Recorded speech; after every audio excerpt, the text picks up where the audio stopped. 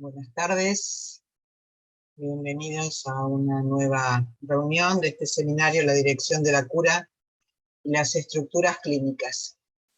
Bueno, continuamos con el seminario El Deseo y su Interpretación. Voy a retomar algunas de las cuestiones que vimos la última vez, ya que han pasado más de 2 semanas, y me parece importante retomarlas.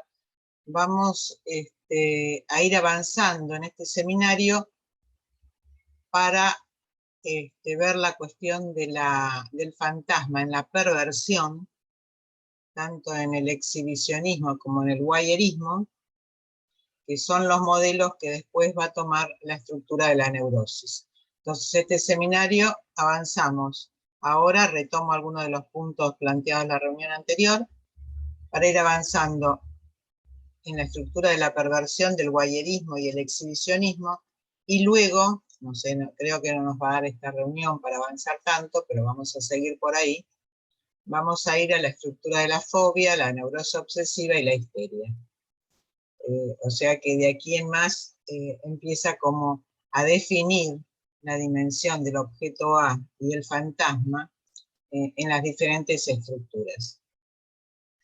Bueno, recuerden que habíamos visto, una vez que ubicamos el valor que tiene la voz en el fantasma, la dimensión donde el yo, el moi, en el discurso, permanentemente nos hace ubicar el desconocimiento del sujeto.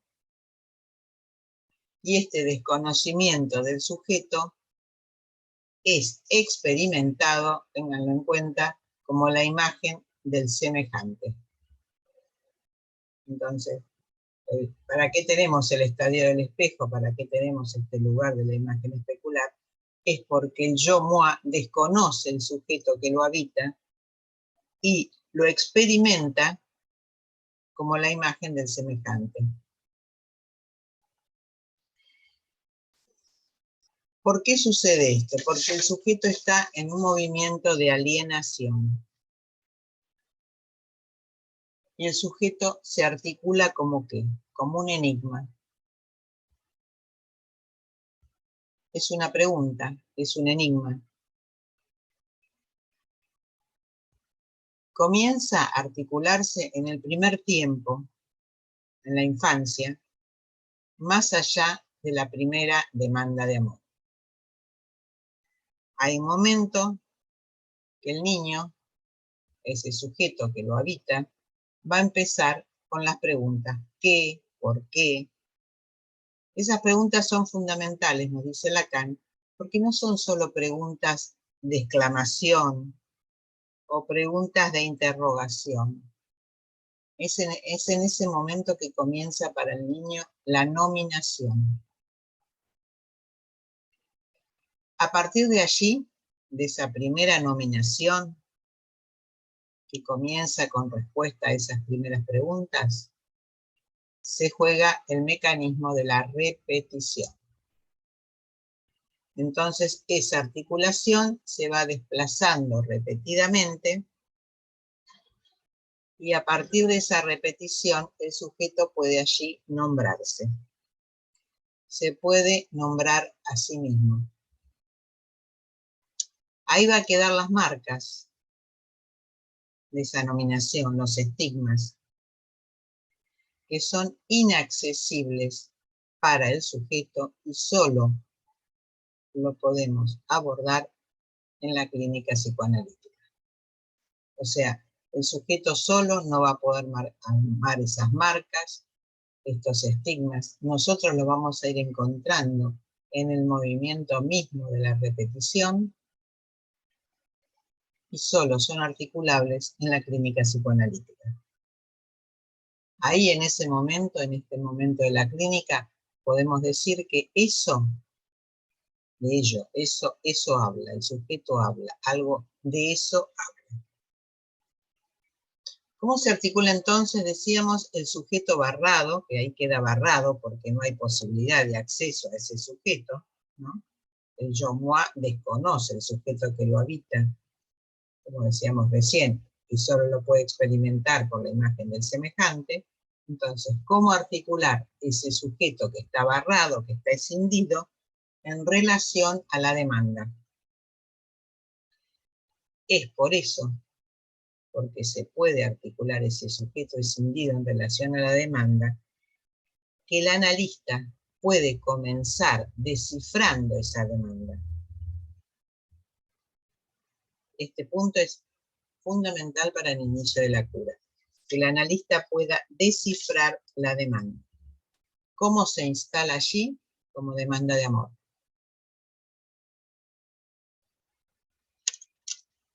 Esta demanda juega una función metafórica,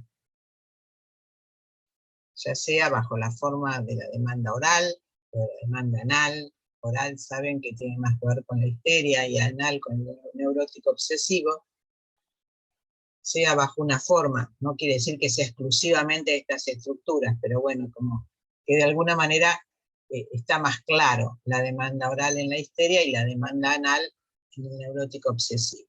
Entonces, esta demanda de amor, juega una función metafórica en lo oral, en lo anal, y deviene un símbolo de la relación con el gran otro.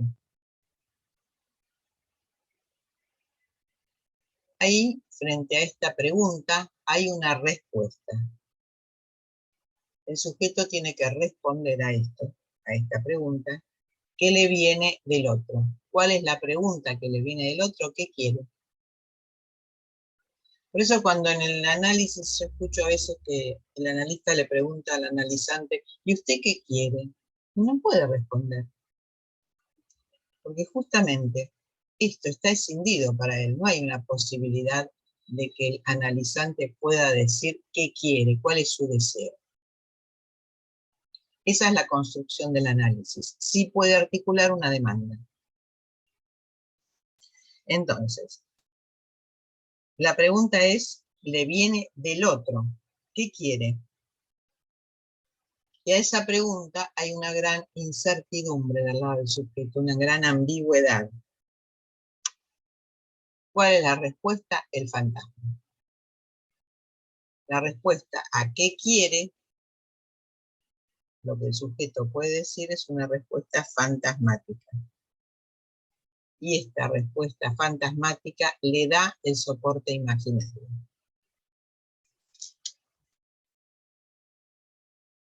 Desde el inicio mismo, desde la demanda oral, desde el acuérdense que decíamos que el objeto A del fantasma se instituye cuando hay corte. Es recién ahí en el corte que el objeto se instituye. Entonces, en el inicio mismo, en el primer corte del objeto en el fantasma, el sujeto entra siempre a su propio riesgo. Tengan en cuenta que lo que se juega en la relación analítica va a riesgo del sujeto. El analista dirige la cura, pero el riesgo está del sujeto, del lado del sujeto. En ese juego, el sujeto no sabe lo que él es en ese fantasma. Y el fantasma toma la función de designarlo. Por eso decía que las primeras preguntas, ¿qué, por qué empieza la nominación? Ahí está el juego de la repetición. Y se instala la demanda de amor. Y en el inicio de la cura de la relación analítica se instala la demanda de amor y la pregunta es ¿qué quiere el otro de mí? La respuesta a eso, el sujeto no sabe, es una respuesta fantasmática y esta respuesta no sabe realmente cómo está designado. Acuérdense que los casos que conocemos de Freud, el hombre de los lobos y el hombre de las ratas, es el nombre del fantasma. O sea, Freud los nombró como su fantasma. Es el nombre de los lobos, ahí lo designa así, el hombre de las ratas. Ese goce ignorado para uno, para otro, que se articula en uno en la fobia y en otro en la obsesión, es el modo en que el sujeto se puede nombrar ahí. Y ahí Lacan vuelve a lo que decíamos en un inicio de este seminario, que es la relación entre el sujeto y el ser. O sea, este fantasma le da un ser al sujeto. Este ser, que propiamente se constituye en lo real, se manifiesta a nivel de lo simbólico. O sea, no hay modo de abordar lo real, sino es a través de lo simbólico. ¿Dónde vamos a encontrar a este ser que nos puede dar alguna dimensión de lo que está allí en juego del sujeto? En los cortes, en los intervalos. Por eso es muy importante jugar en la interpretación, no solamente en el corte de la sesión, decíamos, sino también en el corte a lo largo de la misma hora. O sea, no permitir que el sujeto vaya, y no sepa dónde va. Si no produce un corte, si no hace una pregunta, si no interroga, si no arma algo para ver qué es lo que ahí no se dice. O se dice de una manera que uno tiene que encontrar esa oposición significante que le permita al sujeto ir abordando esta ignorancia que tiene sobre su propio ser. Entonces tenemos que articular los intervalos y los cortes. Porque es solo a nivel de la experiencia analítica, es decir, a nivel del deseo, que el sujeto empieza a contarse. Y la única forma que tiene el sujeto de contarse es si nosotros lo ubicamos en las ambigüedades de la lengua.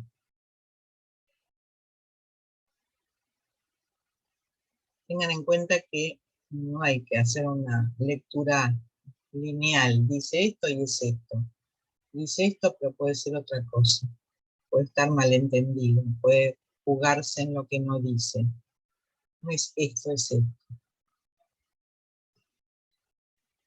Entonces, es solamente a partir de estas ambigüedades de la lengua, estos malos entendidos que vamos a constituir en la interpretación, esta oposición significante que podemos jugar en relación a diferentes frases, no solamente palabras, sino frases, esta dimensión donde uno va a ubicar lo que el sujeto no dice ahí, es allí que el sujeto empieza a contarse.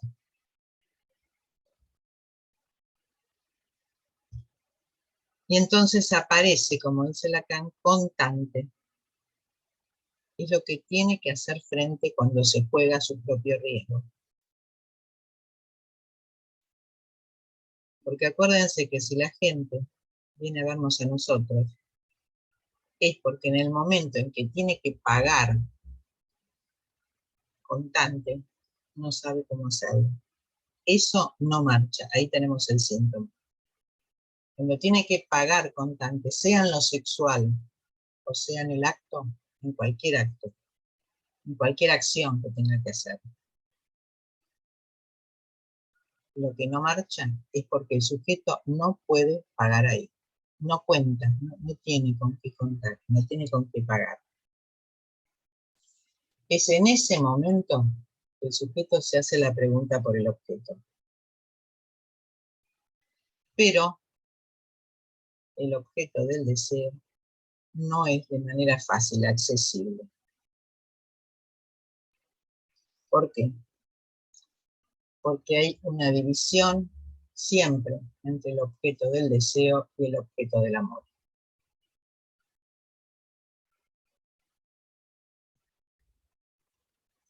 No solamente que se va a jugar esto una vez. Concretamente, cuando el hombre va a tener que elegir algo y encinde el objeto del deseo y el amor, como nos dice Freud en su artículo, sino que siempre va a haber una decisión entre el objeto del deseo y el objeto del amor.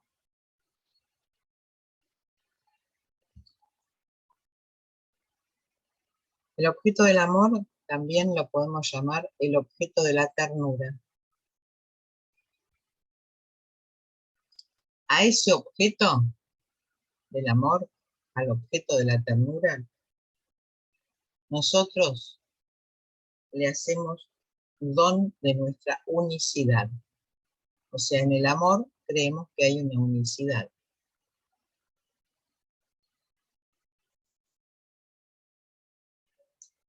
Pero ¿cómo se resuelve esta decisión entre el objeto del amor y el objeto del deseo?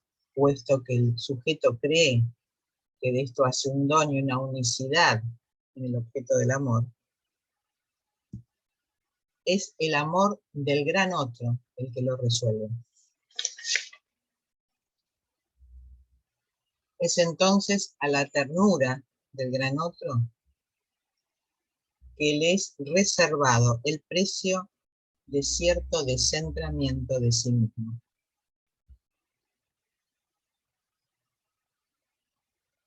Él satisface eso, que sobre el plano del deseo es para nosotros promovido como objeto. Y ahí vamos a encontrar, como decíamos la última vez, la tragedia o la comedia. Si nos vamos por el lado de la tragedia, tenemos a Hamlet, y vamos a encontrar siempre una dimensión similar a la de Hamlet. Es el nombre del héroe. Hamlet, él es lo que es, él es Hamlet, él es el nombre. Pero como él es el nombre, es lo que es, está definitivamente abolido en su deseo. Si alguien es lo que es su nombre, está abolido en su deseo. Entonces se trata para la neurosis de la comedia. La comedia es algo que atrapa el deseo. Porque se cae en la trampa del deseo. La comedia permite que el sujeto caiga en la trampa del deseo.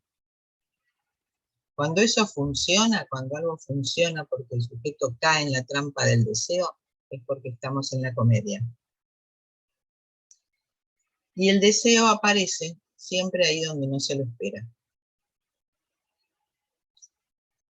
Y las novelas que toma Freud y Lacan nos van a mostrar en la comedia, y lo que después vamos a encontrar en la clínica, esta distancia entre la función y la persona, es el padre ridiculizado, es el devoto hipócrita, es el virtuoso víctima de una maniobra adúltera, pero hace falta, se dan cuenta que hay que encontrar estas formas, ¿no? Hay que encontrar todas estas formas que van del padre, cuando más exigente es, aparece como el padre ridículo. Cuando está más devoto, vemos siempre la cuestión de la hipocresía. Y cuando aparece virtuoso, seguro que hay una función adúltera en el medio. Entonces tenemos que jugar con estas ambigüedades de la figura del padre en la dimensión de la comedia. Pero hace falta algo, dice Lacan, que el deseo se confiese.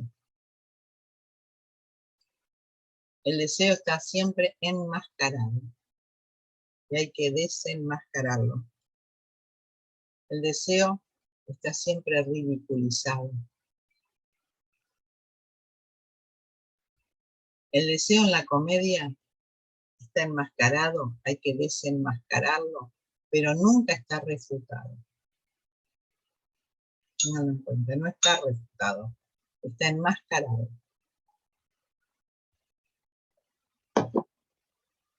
Entonces, podemos atraparlo en la comedia, por la cola, como dice Lacan, en el fantasma. ¿Dónde está el sujeto? En algún punto de ese fantasma, no se sabe dónde, pero en algún punto de ese fantasma se encuentra. Para mostrarnos esto, del objeto y del fantasma, va al juego del carrete nuevamente, de Freud. Entonces va al significante for da. ausencia, presencia. Es la pregunta que se hace el sujeto en relación al otro. ¿Está presente o está ausente? Cuando el sujeto empieza a promoverse en su función de deseo, ¿cuándo? ¿Cuándo deviene el sujeto en el fantasma en ese juego? En la relación al otro, entre la presencia y la ausencia. Cuando no entra más en ese juego. El sujeto se acerca al fantasma en este juego con el deseo del otro cuando no entra más en ese juego. ¿Cuándo? Cuando se anticipa. Cuando se capta él mismo en la desaparición.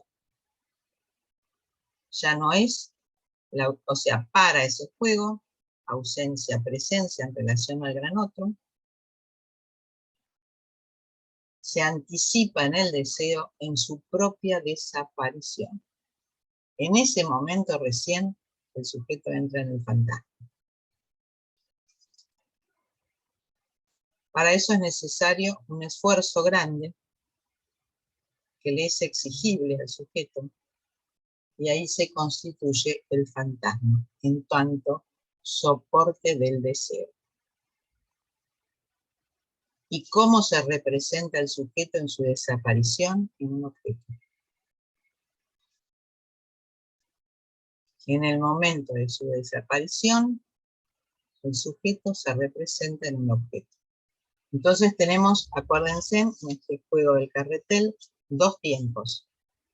Un primer tiempo, de presencia y ausencia en relación al otro. Hasta ahí no entra todavía en el fantasma. En el momento que suspende ese juego y se juega él mismo en su propia desaparición, ahí empieza el fantasma. Y ahí empieza la relación con un objeto que lo representa en su desaparición. En este caso, cada situación va a ser diferente en su singularidad. En este caso va a ser el carretel, lo que fuera en la oportunidad. Bueno, hasta aquí Lacan nos viene a decir cómo comienza el fantasma, el valor del sujeto del inconsciente que no se puede tomar a sí mismo, sino es a partir de la experiencia analítica, y cómo se designa, y cómo lo vamos a poder encontrar representado por un objeto en su desaparición.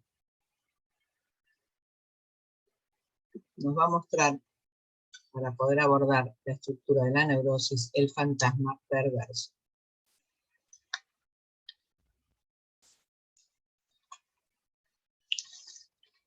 Voyerismo y exhibicionismo. El voyerismo es la pulsión escópica, quiere mirar y ser mirado.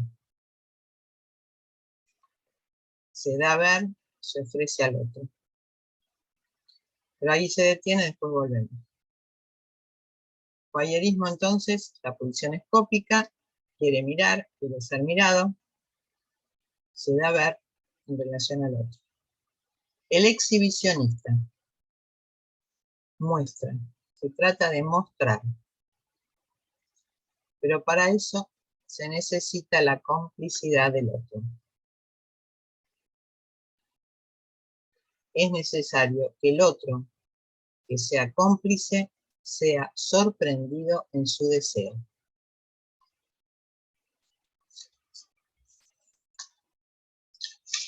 Para que haya placer,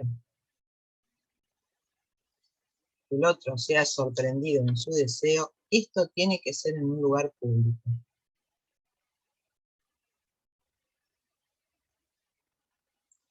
Entonces dice Lacan, no crean que esto es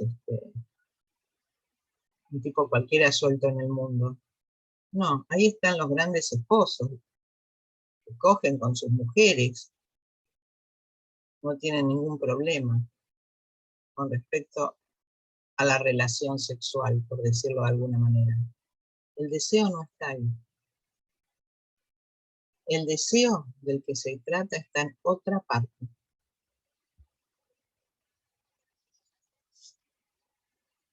El deseo está en la exhibición. Y es necesario que el otro esté como elemento esencial, sorprendido, interesado, más allá del pudor, que es en la ocasión cómplice.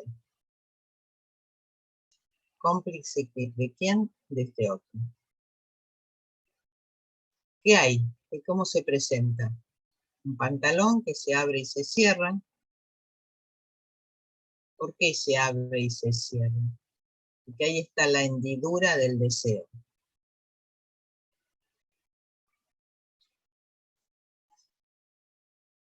Es ahí, en esa hendidura, donde el sujeto como tal se designa.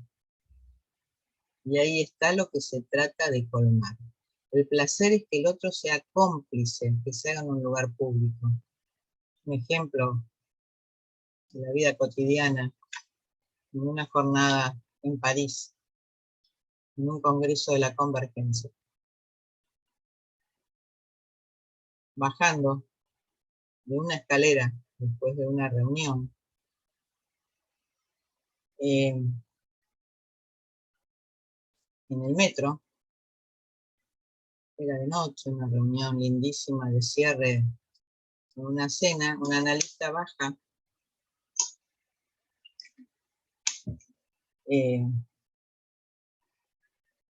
por la escalera mecánica para bajar al metro, y una persona sube por la otra escalera que sube.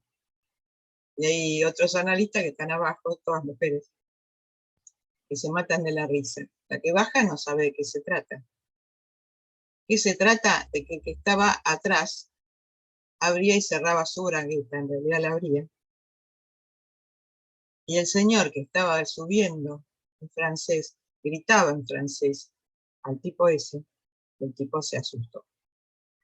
¿Por qué? Porque no encontró la sorpresa y la complicidad, encontró la indiferencia histérica. Y bueno, la indiferencia histérica no hay con qué darle. Es decir que, les digo que necesita de la complicidad, necesita de eso que viene a mostrar el susto de esas niñas que se asustan cuando alguien abre y cierra la bragueta del pantalón. Otro ejemplo tomado de la vida cotidiana también. Una niñita sale de la escuela, una niñita lúcida, muy lúcida realmente. Y entonces va corriendo al papá y le dice, papá, papá, hay un señor que tiene un chupetín ahí, que quiere que nos ofrece su chupetín. El padre sale corriendo y este hombre desaparece rápidamente de ese lugar. No encontró ahí la locura de las niñas que siempre mantienen el secreto, que no se dice, que no hay que decirlo, que es un secreto.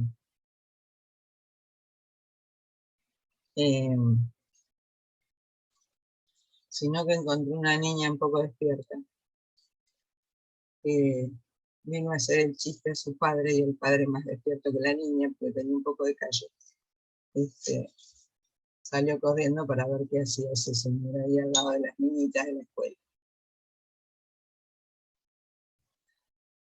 Así que bueno, acá tenemos la dimensión del exhibicionismo.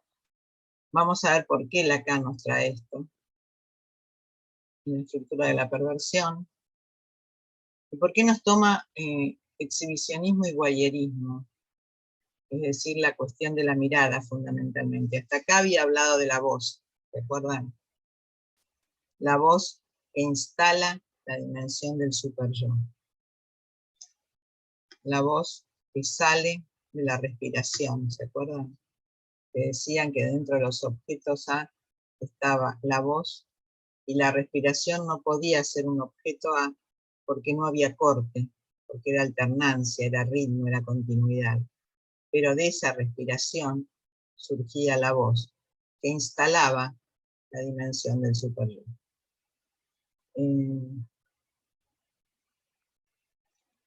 Ahora, cuando nos toman el ejemplo de voyerismo y el exhibicionismo, nos toma para ver el objeto fundamental del fantasma, que es la mirada.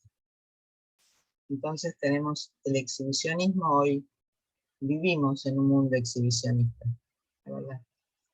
Vivimos un mundo donde la exhibición está más que abierta, más que presentada todo el tiempo, ¿no? De alguna manera. ¿Cuál es el límite, no? En la estructura de la perversión. Vamos al voyeur. Para él, la hendidura es absolutamente indispensable.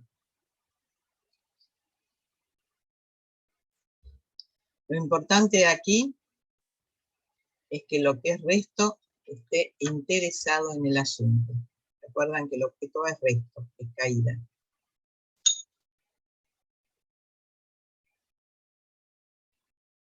Ese resto, ese objeto caído,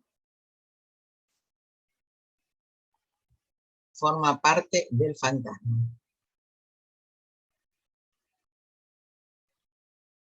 Y lo que es visto, sin ninguna duda, lo que es visto, puede ser visto detrás suyo. Es el objeto femenino.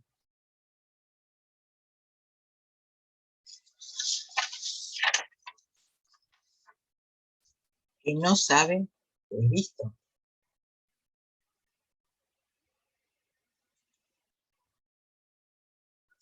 Porque ese objeto se presenta al espectáculo y participa de la indiscreción. Algo de los gestos de ese objeto femenino,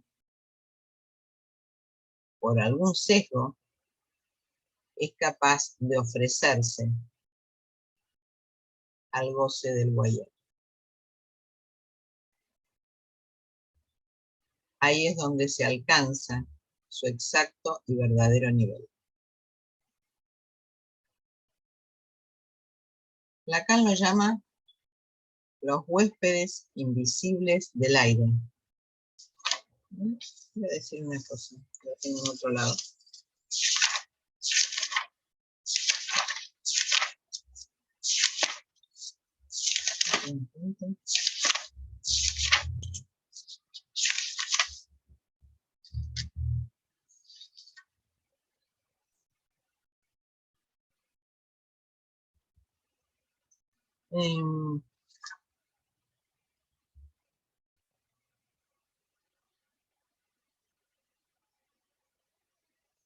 Bueno.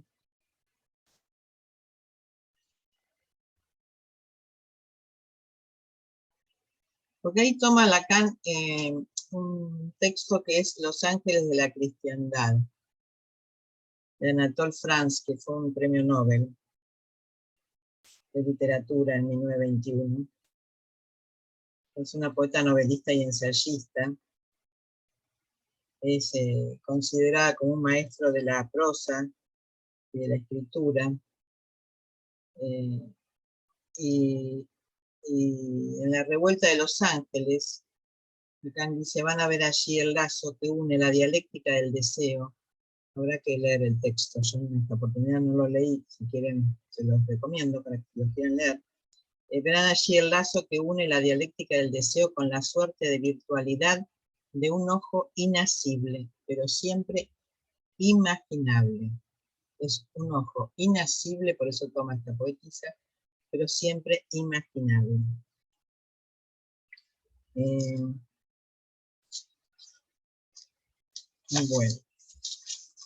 vuelvo entonces.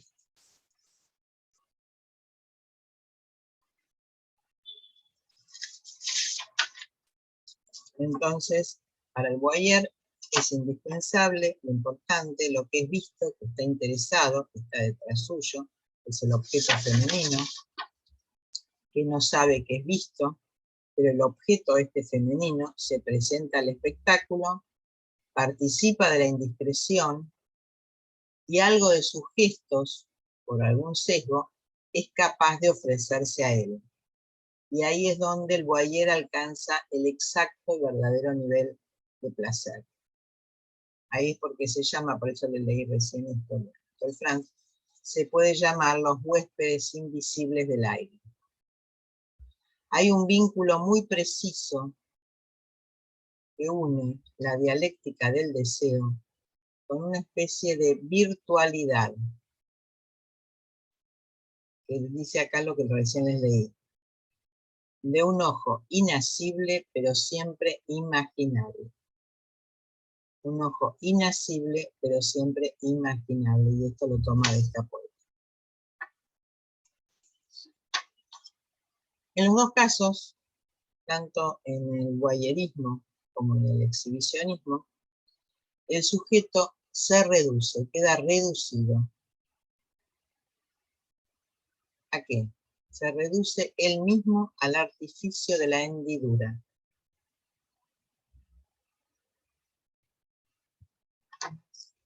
Ese artificio de la hendidura sostiene su lugar y lo muestra efectivamente reducido a una miserable función, que es la suya. Es de él que se trata. Es la hendidura y está en esta miserable función de ser la hendidura. En tanto se pone en el lugar del yo me veía, del voyeur, el exhibicionista, se introducen en la situación donde el otro no ve el yo me veía. En tanto, el perverso se identifica la hendidura y se pone en el lugar del yo me veía, tanto uno como otro, el voyeur y el exhibicionista, se introducen en la situación donde el otro no ve el yo me veía. ¿Qué es lo que se establece aquí? Una situación del goce del gran otro.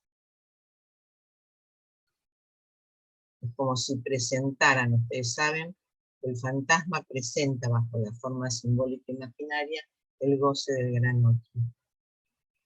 Es por eso que Lacan nos da estos ejemplos donde se introduce en el acto, porque siempre son situaciones actuadas en lugares públicos, el yo me veía, el otro no lo ve, el yo me veía, el otro no lo ve, está el goce del otro. ¿Por qué está el goce del otro? Porque el otro no sabe que está en potencia de ser visto. No sabe lo que representa el objeto inhabitual que el exhibicionista le presenta. No sabe, hay una doble ignorancia. Primera, no sabe el yo me veía, no puede ver el yo me veía. Y tampoco, no sabe lo que representa ese objeto inhabitual que el exhibicionista le presenta.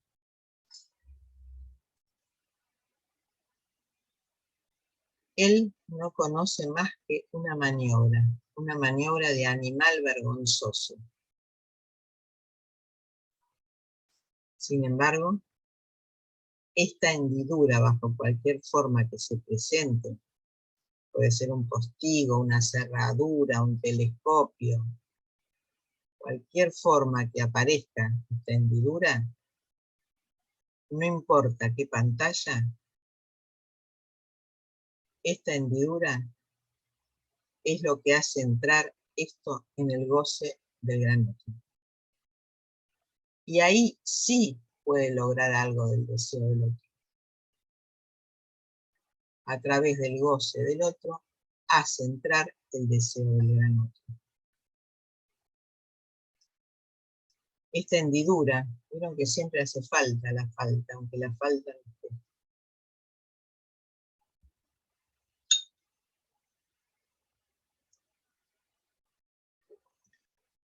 hendidura simbólica. Es de un misterio muy profundo. Y es lo que se trata de elucidar.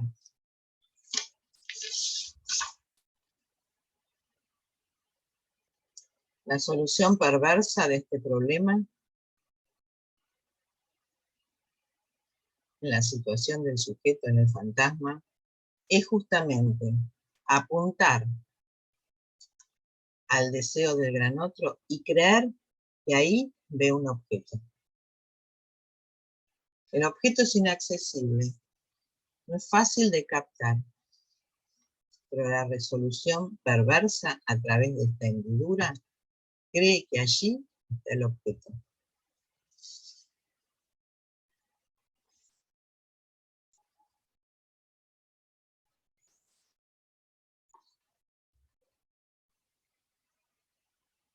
Porque el sujeto en el fantasma se encuentra por algo que se llama la hendidura, la puerta, la llancia. Algo que está en lo real, es agujero y destello a la vez. En tanto el voyeur espía detrás de los postigos, el exhibicionista entreabre su pantalla y está indicando allí un lugar que no es otra cosa que el destello de un objeto, vivido y percibido por el sujeto. Se trata de esa abertura, de ese algo que se sitúa allí. ¿Abierto a qué? A otro deseo que el suyo. ¿Dónde va el goce perverso? A la emoción del otro más allá de su pudor. Traspasa el pudor, va al goce del otro más allá de su pudor.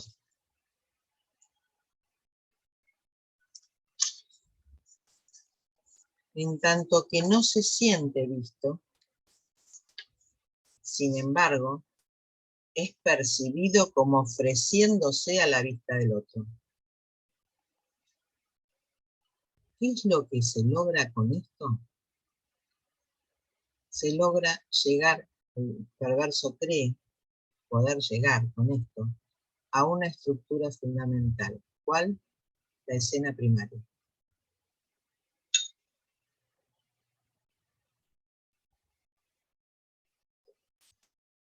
Pero la escena primaria en su valor traumático.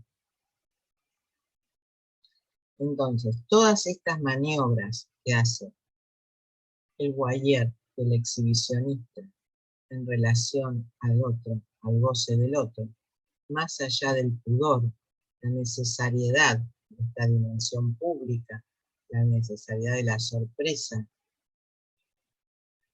¿qué es lo que trata de abarcar ahí? ¿A dónde quiere llegar? A considerar ahí, llegar a la estructura fundamental, que es la escena primaria en su valor traumático. ¿Recuerdan que Freud decía que la escena primaria se instala entre lo visto y lo oído? Bueno, porque va al lugar imaginario simbólico. Bueno, acá se actúa, se juega en esa escena, para tratar de captar lo que, no sé, seguramente habrá marcado su historia. Pero toma la función de querer construir esa escena primaria en su valor traumático. Por eso es tan difícil el fantasma. Por eso el fantasma siempre se presenta como opaco. ¿Por qué? Porque allí está la desaparición del sujeto, la fanisis del sujeto, no la fanisis del deseo. Al contrario, es la búsqueda del deseo del otro, es la fanisis del sujeto. ¿Por qué? Porque el sujeto no puede indicarse allí más que desapareciendo de su posición de sujeto.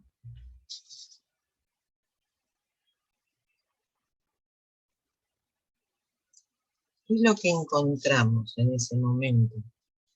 En la construcción del fantasma, donde está la desaparición del sujeto.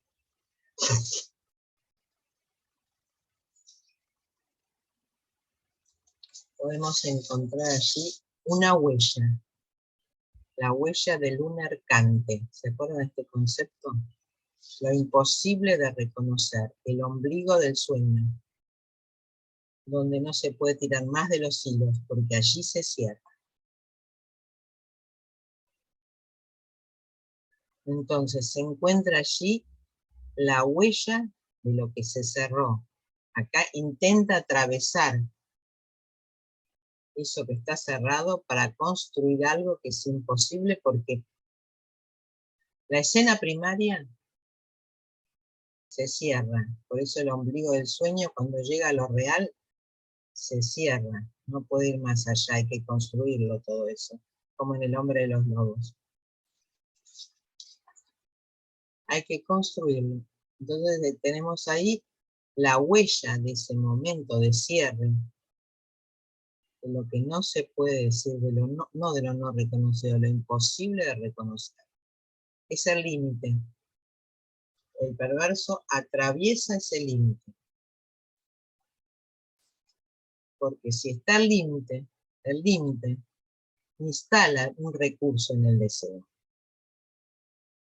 Un recurso en el deseo al infinito, porque el deseo es deseo de deseo de deseo.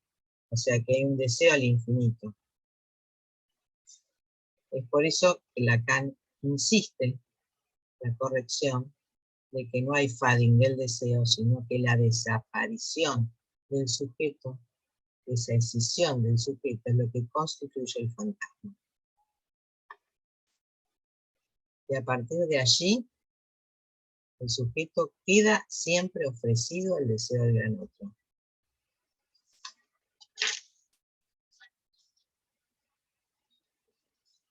Y cuando se encuentra ofrecido al deseo del gran otro, ya lo vimos en el comienzo, el sujeto se encuentra sin recursos.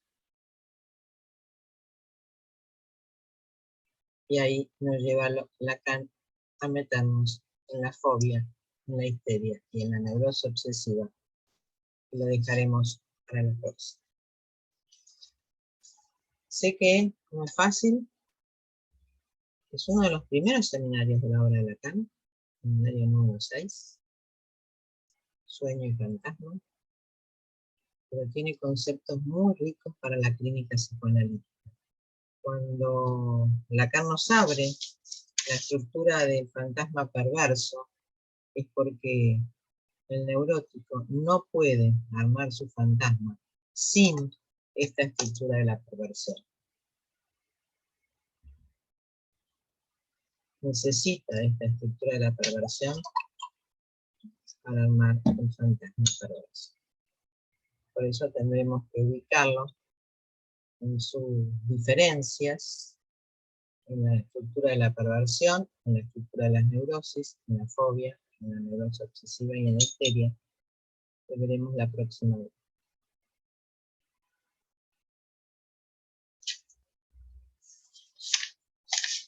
Bueno, les resulta muy difícil, muy complejo, porque recuerden que vinimos el año pasado al seminario de la angustia, era bastante difícil de avanzar con eso, con respecto al objeto de la angustia, para volver a estructurar el fantasma, el objeto A, la cuestión de la mirada y la voz, y lo oral y lo anal, para acercarnos en la clínica psicoanalítica a poder captar, a poder aprender con H, la estructura del fantasma y la dimensión del objeto. Bueno, ¿a uno se le ocurre alguna pregunta?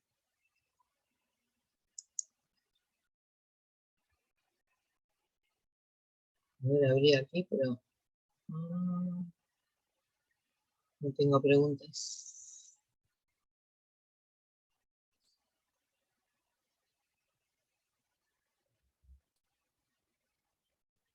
Sebastián. Bueno, hola, buenas tardes. Hola, Marga, gracias. Bueno, voy a intentar de hacer una pregunta. Sí, es muy difícil y complejo. Si bien resuena todo lo que vas mencionando, en la reciente lectura del Seminario 6 es un texto nuevo lo que traes, porque la verdad si pasamos por ahí, no me acuerdo. Están trabajando el seminario del Ya lo terminamos, sí, sí, ahora pasamos al 7. Voy a No, pasar yo también al 7 después. bueno, qué bueno. Lo que te quería preguntar, cuando lo mencionabas, pensaba si la reconstrucción de la escena primaria, pensaba en el hombre de los lobos, es efecto del análisis. O sea, no está al principio, sino al final. Eh, Pensaba en eso a medida que lo ibas recién mencionando, pues pensaba a través de los significantes, de lo que toma en el seminario 6, de ubicar los significantes y la repetición de lo nuevo, digo, ¿qué es la escena primaria? ¿No? Porque es un gran enigma.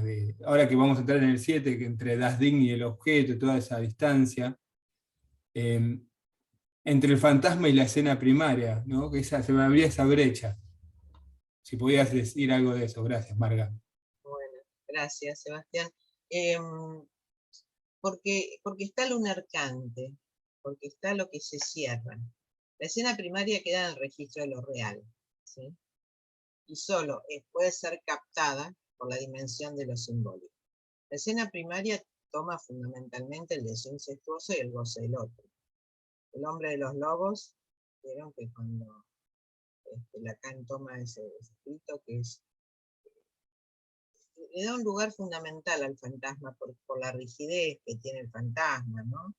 Que tienen el hombre de los lobos, porque parece que ha quedado muy capturado en la escena primaria. Quizás sea por la lectura que en ese momento tenía Freud, pero igual Lacan insiste en una fijeza muy fuerte de la condición erótica fantasmática del hombre de los lobos, que queda en la posición que se supone él asistió a ese coito a tergo de la escena primaria de sus padres, con lo cual luego todas las elecciones que hace de locura del amor va a esa posición erótica con cierta fijeza. Pero el hombre de los lobos tiene, en cuanto a su estructura, una interrogación. A veces lo toma como fobia, a veces lo toma como psicosis, por el dedo cortado, por la alucinación, el recuerdo de la alucinación. Entonces, es una estructura que está ahí en el borde entre la neurosis y la psicosis. Pero por la construcción que hace Freud del hombre de los lobos, pareciera ser que algo del acercamiento a esa escena lo detuvo en una posición, y por eso estuvo tantos años sin poder mover. La rigidez, el árbol ese rígido que aparece en su sueño fundamental, la arborización, ¿no? Esa rigidez del árbol, es el sujeto mismo tomado en su estructura. Queda rígido ahí, ¿no es cierto? Queda fijado. Y esa es su vida. Su vida fue así, una vida de rigidez.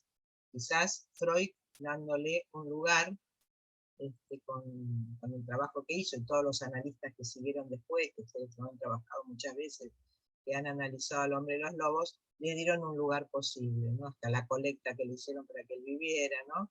Y así vivió el hombre de los lobos. Pero, y vivió a partir de toda la pérdida que vimos, ¿no? Del dinero.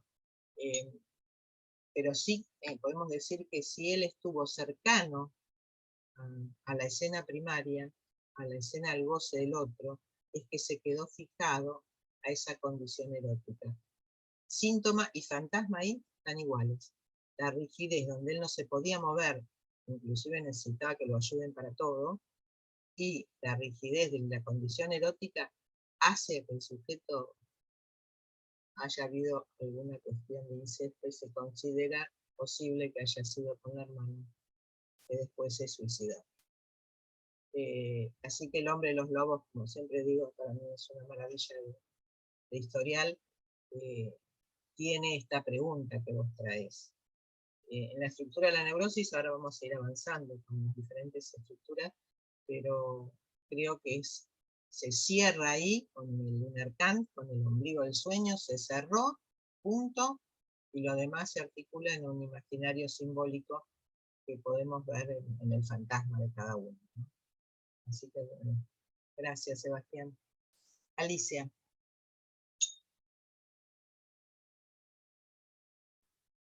Hola Marga, hola a todos, buenas tardes.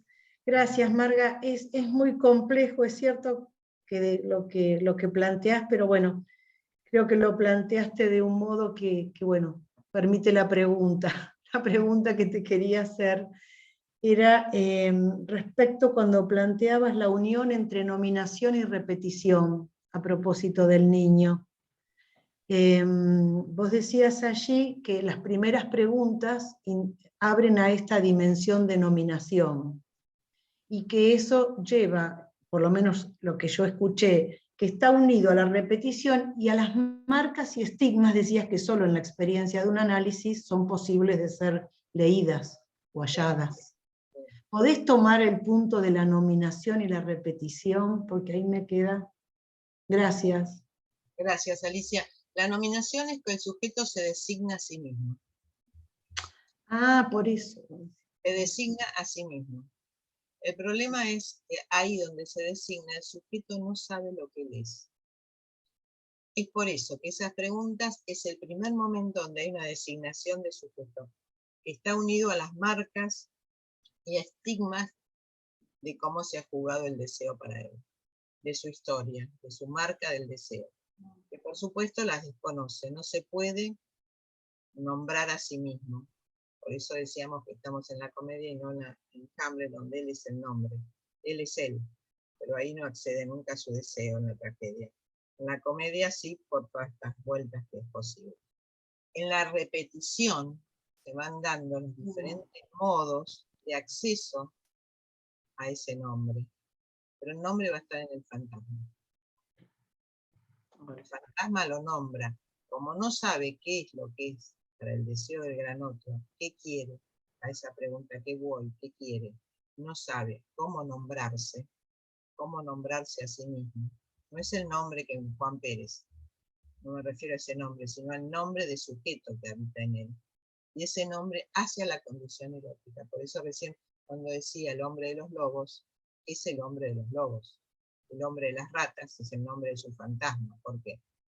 Porque su fantasma estuvo jugado en torno a lo que él escuchó de esa tortura con las ratas. Entonces, ¿cómo se nomina? Es la construcción que el analista va logrando a lo largo de la cura en los diferentes tiempos de la repetición, que va cambiando el fantasma de acuerdo al contexto. Hay algo que siempre va a ser igual y algo que va a ser diferente. Eso igual, esa nominación igual, es la que el analista va a tener que ir acercándose a esa marca del fantasma, a esa marca, ¿no?, que queda ahí en el fantasma. El nombre va a ser el nombre del fantasma, no el nombre, no la construcción del nombre propio, porque se acuerdan que finalmente el hombre de los lobos es recién al final que construye su nombre propio, SP. ¿Se acuerdan de eso? Es el final de la historia, más allá del fantasma, donde el hombre de los lobos, en el final del historial, construye su nombre propio. Pero primero pasa por todo el tiempo de la repetición de los significantes fundamentales y de la construcción de la escena primaria a la repetición con los diferentes personajes de su historia, ¿no? Los profesores, la religión, la neurosis obsesiva, la fobia, ¿se acuerdan todos esos lugares? Y en el final del historial, recién en el final, construye el SP. Ese soy yo, dice. Ahí recién el sujeto se designa a sí mismo con su nombre. Pero hasta ahí es siempre el hombre de los lobos y seguirá siendo el hombre de los lobos. Gracias, Marga. Bueno, gracias, Alicia. Marina.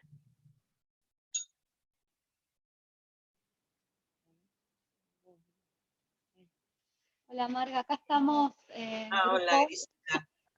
Levantamos la mano, tenemos un solo dispositivo. Está bien, son varios. Claro, estábamos leyendo antes de que comience el seminario y justo estábamos con el 6.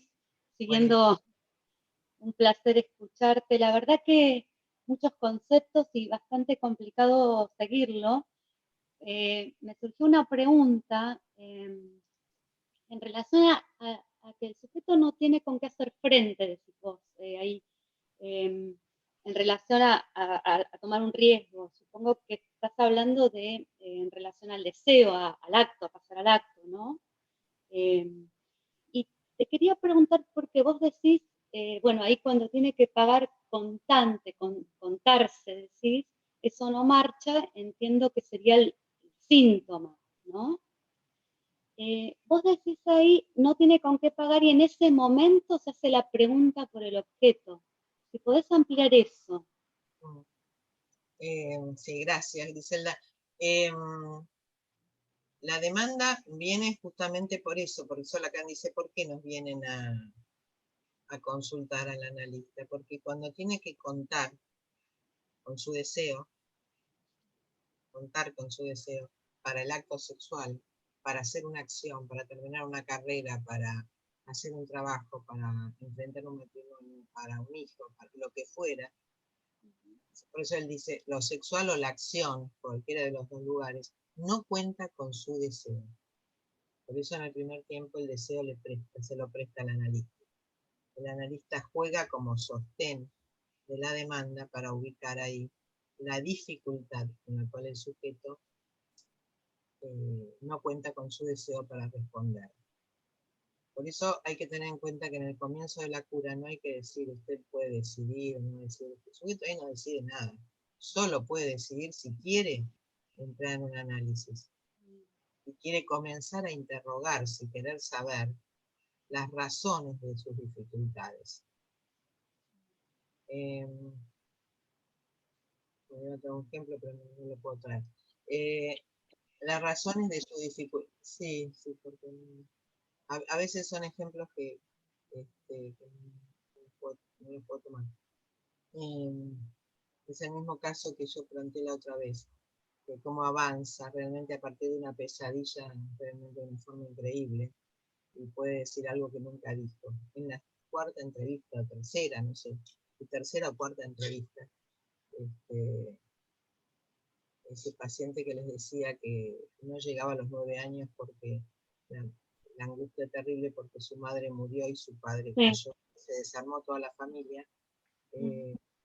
A las pocas entrevistas jugando con la demanda, me dice que tienen pesadillas y dice que solo se acuerda de una, es como una pesadilla donde tiene la sensación de ser tomado en un embudo y arrastrando hacia un lugar que no quiere ir. Cuando yo tomo esa frase, arrastrado a un lugar que no quería, vuelve una angustia muy fuerte y cuenta algo que nunca había contado a nadie. Y esto digo en la cuarta entrevista. Eso que había tenido análisis anteriores, no es la primera vez que tuve un análisis. Entonces digo, no cuenta con su deseo por esa marca que le quedó en ese relato que él cuenta ahí, cuando su familia se desarma. Y no puede contar con su deseo, no tiene expectativas, tiene desganos, no tiene ganas, no tiene deseo. Yo ahí le digo, porque él es arquitecto, le digo que las ganas se construyen, como él puede construir una casa, como puede construir algo que está construyendo, el deseo se construye. Y ahí lo saca un poco de esa depresión que me fue bien. Pero evidentemente, si uno se mete ahí, en ese movimiento, se puede acercar a las marcas más fundamentales del sujeto. Y bueno, y es eso, la demanda no tiene con qué sostener su deseo, no tiene con qué sostener, pero bueno, hay que llegar a las razones de eso. Y creo que al comienzo de la cura es cuando más el analista tiene que llegar a encontrar esas razones. No darle la solución, pero sí las razones que lo enfrenten a querer avanzar, a querer construir, como le decía yo a él, tomando esa metáfora, construir su deseo. Así que construir la demanda es fundamental en el comienzo de la cura. Bueno, Ahí el analista le presta el deseo, decías, ¿no?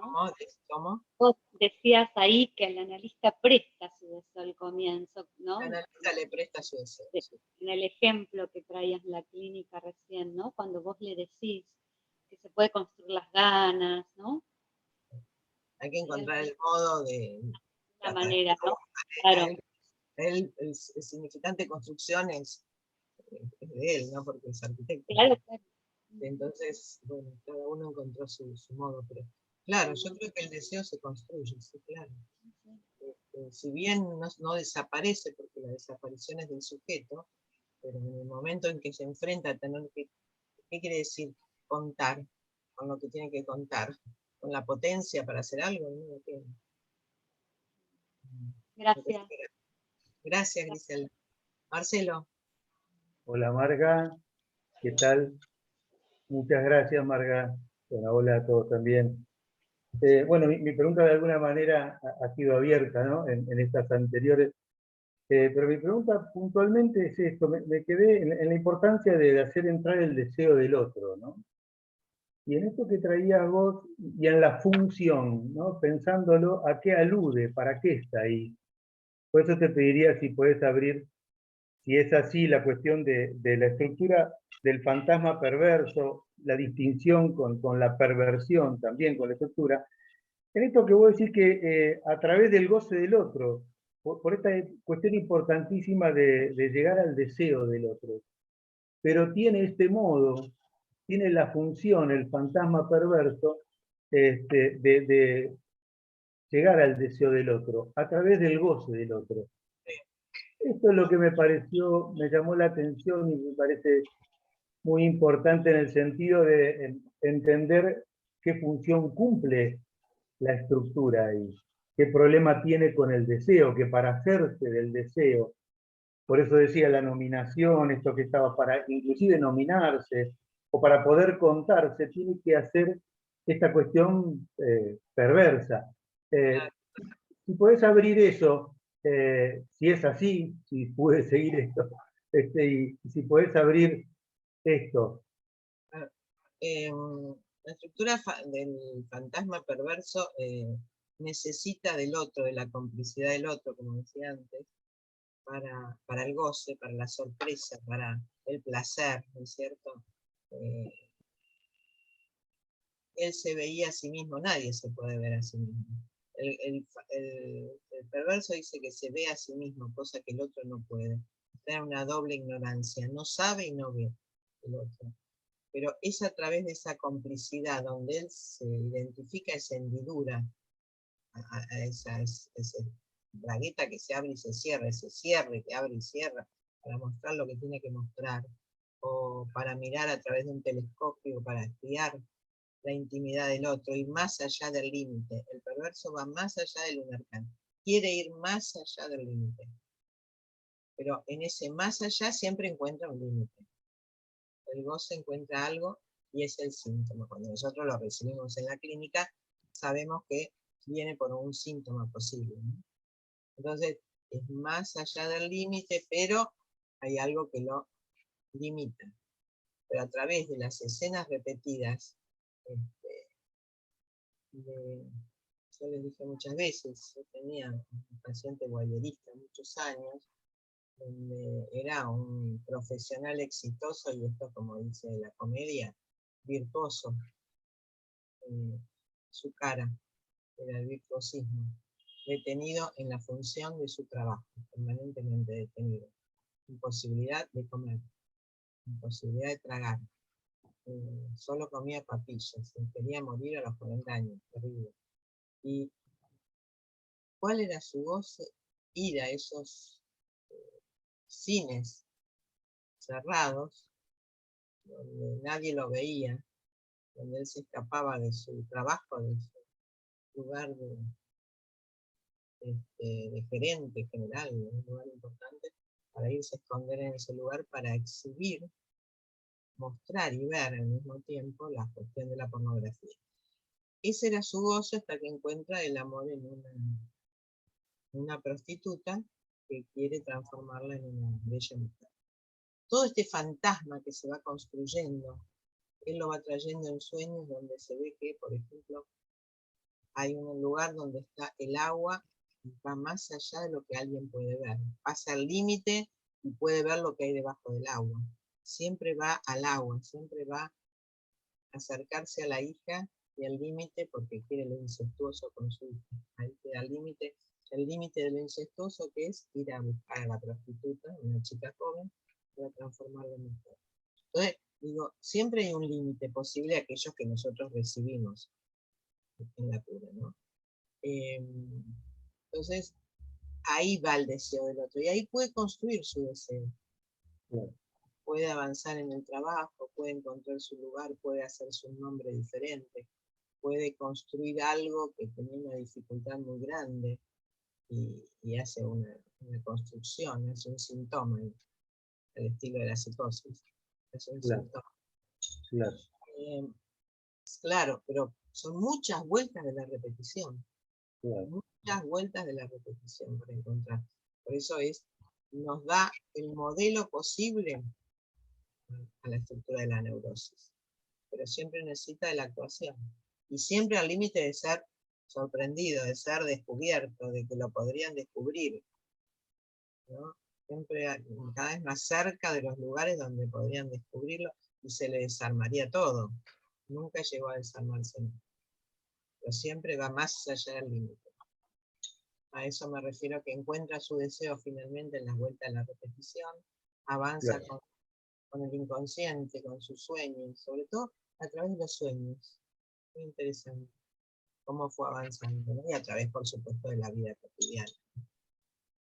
Así que bueno, gracias Marcelo. Gracias, Marga. Roberto, hola Roberto.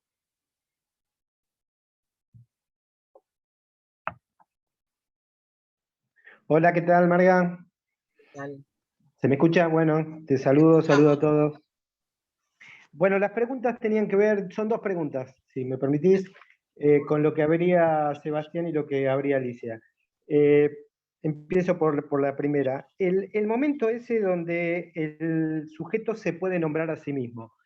Pensaba si en ese momento, a veces, en algunos sujetos donde aparece el apodo o el sobrenombre, si esto podría ser una especie de testigo de ese momento, y ahí el apodo, el sobrenombre no tiene ahí como esa función, algo que el sujeto no puede descifrar, que tiene ese valor metafórico. Sí. Por un lado, esa era una pregunta. Y la otra tenía que ver con lo de la escena primaria, que también preguntaba Sebastián, porque yo en la medida que ibas abriendo, me hacía la idea de la madre fálica, cuando ibas abriendo todas las cuestiones entre el boucherismo y el exhibicionismo. La madre fálica ahí puede ser un modo en el que toma, un fantasma que puede tomar de alguna manera como sustituyendo a la escena primaria. Sí, bueno, la primera. Creo que sí, que a veces el sobrenombre da la posibilidad de los diminutivos a veces. El otro día escuchaba, le contaba a alguien, un colega que trabaja con drogadicción, me decía de un paciente que yo le preguntaba qué pasa con los sujetos que pasan del límite de la droga, ¿no? Que también tenemos ahí la estructura límite con la perversión. Y entonces me decía, mira, fulanito de tal, le decían Josecito, suponete, ¿no? Entonces decía, Josecito, Josecito, ¿cómo Josecito? Un día le dice, pero vos, tenía como 35 años, vos sos José, no sos Josecito. Eso es increíble, esa interpretación que lo sorprendió, porque lo llamaban así, Josecito, Josecito, José, dice que a partir de ese momento dejó de tomar drogas. A mí me sorprendió que nombrarlo con su nombre a través de ese apodo, puede ser cualquier otro apodo, le hizo un giro al sujeto, ¿no? Entonces yo digo, es cierto, puede ser que esté de alguna manera fijado a ese mote, a ese sobrenombre, ¿no? A ese niño, a ese infantilismo, a ese diminutivo que le ponen a veces a los nombres, ¿no? Chiquitito, gordecito, negrito, una cosa que lo llaman así, y que toda la vida le queda bajo esa forma, y y de alguna manera algo del fantasma se instituye en eso, a través de es la posición del sujeto en ese nombre, en ese sobrenombre. Y con respecto a la madre fálica, creo que la madre fálica es una construcción después de la represión primaria. O sea, una vez que se cierra el Lunarcán, cuando ya hay un cierre ahí a la escena primaria, recién, si es posible ese cierre, se instituye ahí la dimensión de la madre fálica que permite el goce y lo prohíbe. Permite jugar el goce con el niño a partir de la sanción paterna y lo prohíbe al mismo tiempo, ¿no? Como dice la carta seminario 4, la madre fálica es aquel que permite que el niño se caiga, que se desprenda de ella, ¿no? O sea que sería en otro tiempo. En otro tiempo, ya es construcción simbólica imaginaria. Ya no es real. La madre fálica es la madre que permite el juego con el niño, el objeto del deseo y el amor. Ahí es donde se cinde el amor y el deseo. El deseo, o sea, responde al deseo del gran otro. Por eso esto que dice este seminario, que me parece tan rico, se encuentra sin recursos el sujeto frente al deseo del gran otro. Porque la omnipotencia materna hace que el niño se encuentre sin recursos ahí. Pero es el que le permite hacer el juego imaginario. Bueno, gracias. Gracias, Roberto. Hola, Silvia.